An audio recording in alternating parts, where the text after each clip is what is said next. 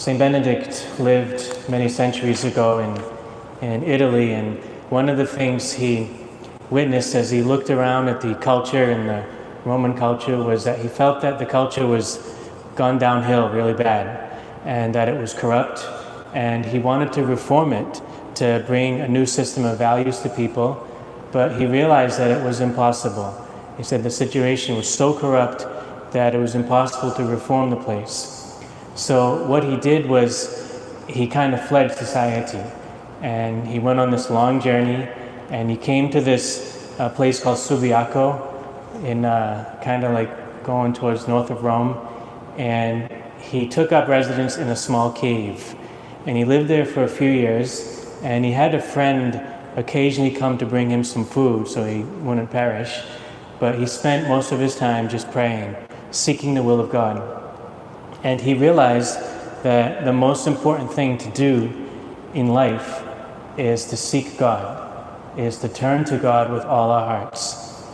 That sounds like a simple idea, but to put it in practice requires a whole lot of effort on our parts. To turn to God in everything, to see God as number one.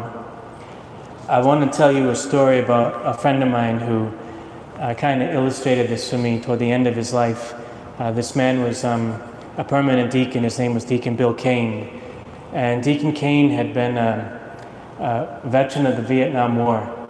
And when he was there, he went through a lot of turmoil. I found newspaper articles about his service there where he was actually working hard to help poor families. And it came out in the newspaper that he was requesting the assistance of the U.S. government to intervene for these families. And Deacon Kane had been badly injured in the war, and he spent about a year in the hospital recovering from his injuries. And after he recovered, he came home and he became an FBI agent, and then he became a permanent deacon in the church in the early 1990s. He was the first permanent deacon that I had ever met, and he came across to me as an authentic disciple of Jesus Christ.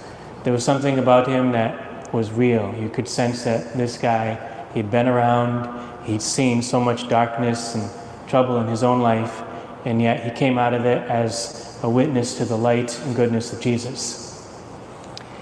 What was kind of surprising in his lifetime was he had experienced probably more painful trauma after he'd come home from the war than when he was in the war.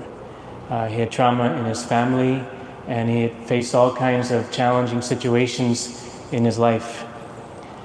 Well, the last time I saw him was in 2019, and I had celebrated a funeral mass near his hometown, and he had attended, and he was sitting in the back of the church, and I did not know he was there. It'd been a number of years since I had spoken to him. And I'd finished the funeral mass, and I was walking out, and I saw him at the back of the church. And I was like, Deacon Kane, so good to see you. And I told him, I said, I've missed you so much. I wanted to get together with you.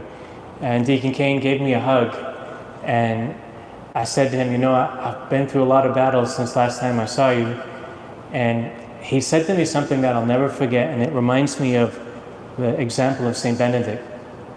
He said to me, there comes a point in life where the only thing we can do is turn to God. He said, there comes a time in our life when the only thing we can do is turn to God.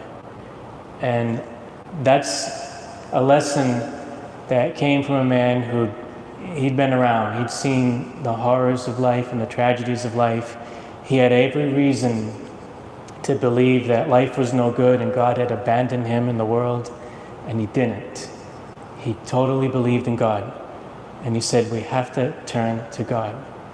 So the example of Saint Benedict is one that we can follow in our own time. Even though Saint Benedict lived so long ago, in my friend Deacon Kane, who passed away in 2020, he kind of lived that lesson of Saint Benedict, to put God first.